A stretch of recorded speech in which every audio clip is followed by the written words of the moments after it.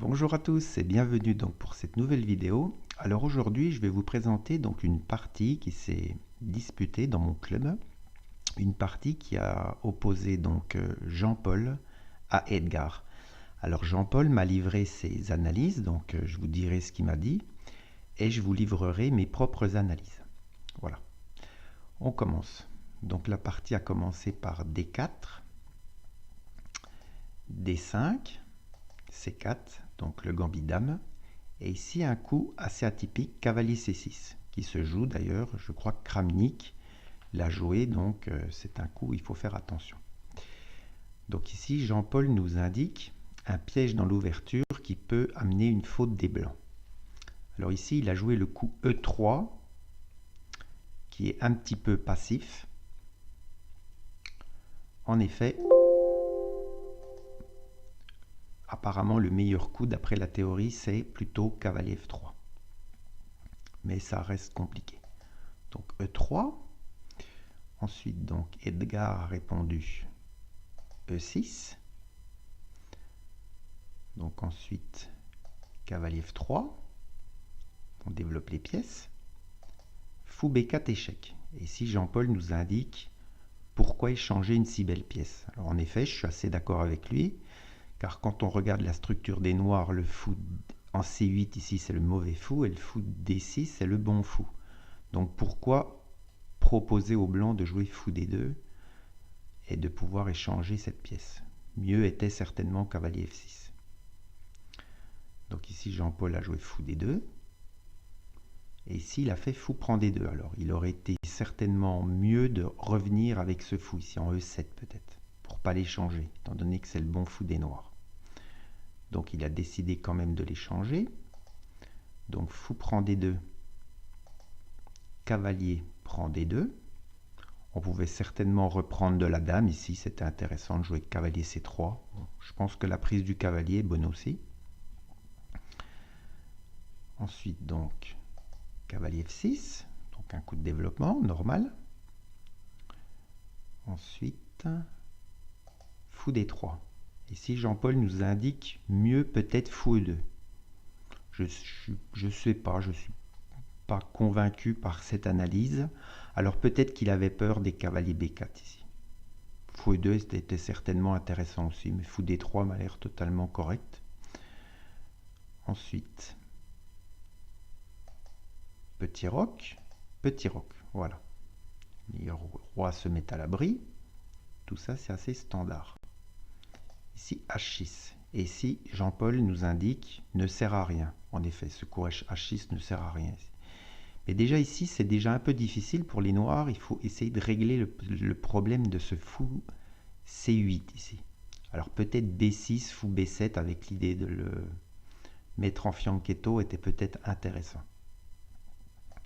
A3. Donc ça, c'est un petit coup, mais qui à mon avis est utile. Alors l'idée d'A3, c'est d'empêcher les cavaliers B4 et de préparer B4. Et ici A6.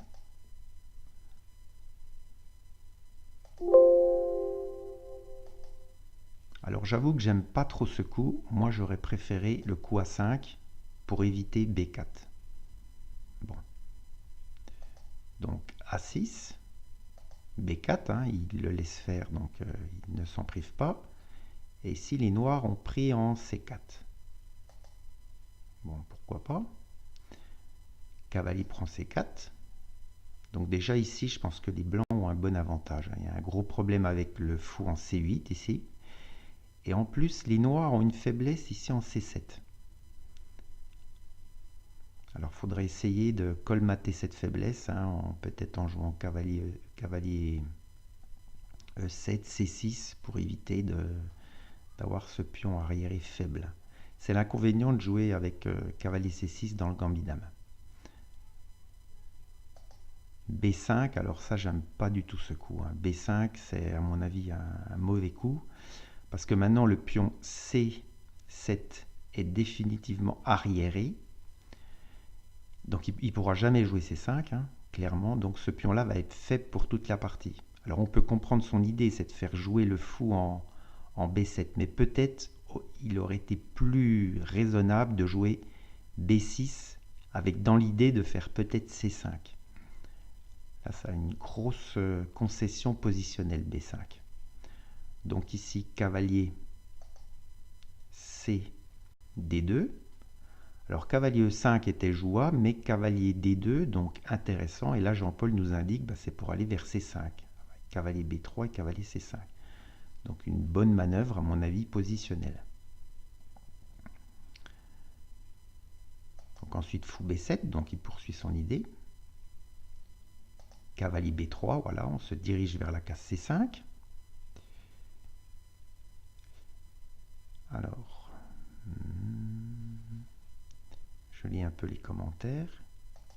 Donc cavalier FD7, donc l'idée c'est d'échanger le cavalier quand il va venir en C5 ici.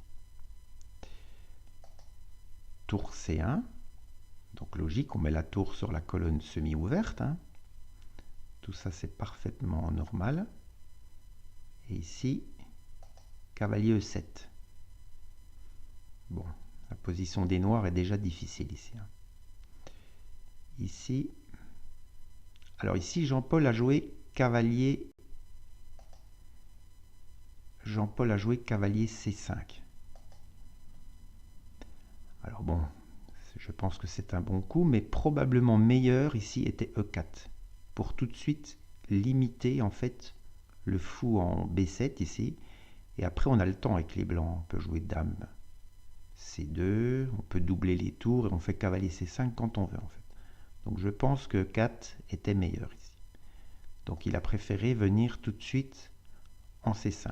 L'idée de E4 c'est de contrer ce fou. Et peut-être que le cavalier ici, il est venu en C5 directement, peut-être ça aurait été intéressant qu'il vienne en A5, peut-être. Ça laisse un peu le choix entre guillemets. Je pense qu'il ne fallait pas précipiter les choses. Bon, les blancs gardent quand même l'avantage ici. Hein. Donc cavalier prend C5, tour prend C5. Et ici, donc là il nous indique, alors, ici le joueur avec les noirs a joué un coup, alors là très très mauvais, c'est cavalier G6.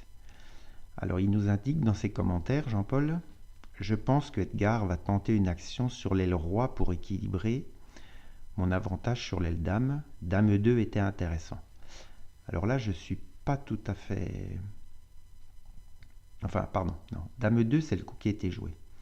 Alors ici, je pense... Donc, Dame E2. Mais ici, à mon avis, nettement plus fort pour les blancs, bah, c'était fou prend G6, hein, clairement. On va détruire la structure des noirs. F prend G6. Et une petite variante illustrative, entre guillemets, hein, cavalier E5. Voilà, le cavalier devient un monstre au centre. Hein. Alors il avait un peu peur de G5, mais en fait, Jean-Paul, G5 c'est pas très dangereux parce que par exemple dame C2 ici, voilà, on commence déjà par attaquer ici. Tour C8 pour protéger le pion, tour C1 et voilà, le pion est déjà, on peut déjà le manger tranquillement. Alors les noirs peuvent essayer, je sais pas, C6, hein, mais ici on peut jouer tranquillement, il n'y a pas besoin de se presser, le pion on le prend quand on veut, F3 et les noirs n'ont aucun contre-jeu ici. Prochain coup, cavalier prend C6 et avec le pion E6 faible ici, c'est un massacre. Donc il a préféré le coup plus tranquille, après cavalier G6, dame E2. Bon, les blancs conservent quand même leur avantage. Ici, les noirs jouent F5, bon, ils tentent quelque chose à l'aile roi, hein. Faut bien qu'ils essayent quelque chose. Tour C1, intéressant.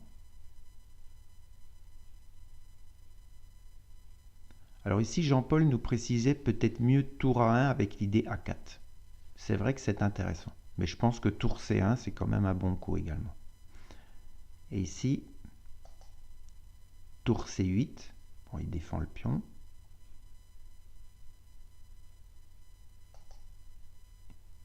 Ici, donc, Jean-Paul a joué fou B1. Alors, fou B1, bon, c'est pas un mauvais coup, hein, mais il y avait certainement beaucoup plus fort ici. Alors voici la variante que j'ai trouvée ici. Je pense que A4 était beaucoup plus fort. Alors on va voir une petite variante illustrative. Hein. B prend A4. Bon, il faut bien faire quelque chose contre B5. fou prend A6. Alors par exemple, fou prend A6. Hein. Dame prend A6, rien n'est forcé. Hein, c'est une variante illustrative. Par exemple ici, dame D7, parce que on a E6 et A4 qui sont attaqués. Ici D5, très bon coup. L'idée c'est qu'en fait on joue sur le clouage du cavalier ici. Les noirs ne peuvent pas prendre avec le pion à cause de dame prend G6. Alors par exemple ici tour Fe8, je propose sur tour A8, on peut faire pion prend E6 intermédiaire. Voilà, tranquillement. Et on gagne encore un pion. Et si tour prend là, ben, pion prend là et le pion est trop fort.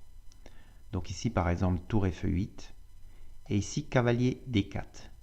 Mais la pression maximum. Et ici donc les blancs ont une position nettement avantageuse. Alors par exemple ici tour A8 hein, pour essayer de contre-attaquer la dame. Et bien que les blancs fait tranquillement D prend E6. Voilà. Et sur tour prend A8, il y a toujours D prend E7 et le pion est trop fort ici. Là.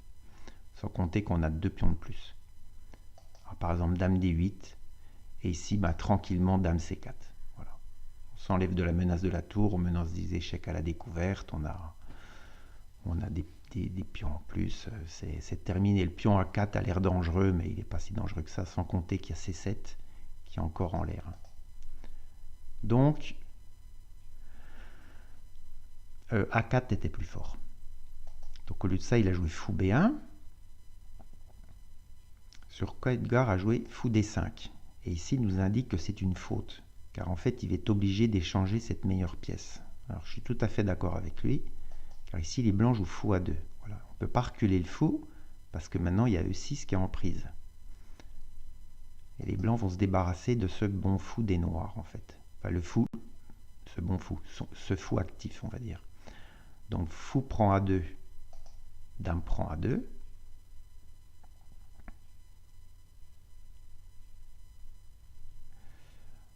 Ensuite, donc maintenant, il y a E6 en prise. Tour F6, bon, il protège. D5. Alors là, Jean-Paul nous indique...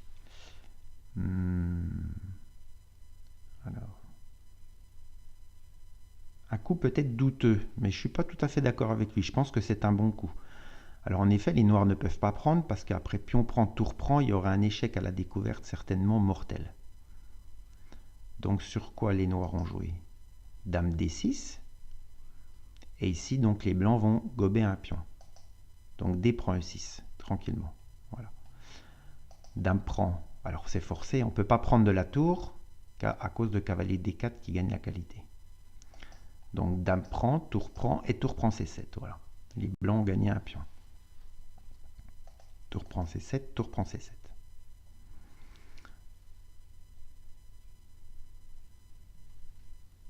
F4 ici. Un bon coup pour les noirs. Bon, ils ont une position qui est clairement perdante, mais ils essayent de faire un peu ce qu'ils peuvent.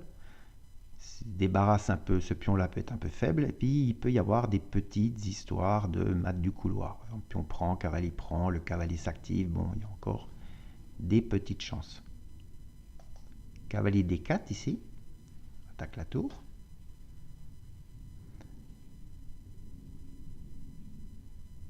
Tour E5.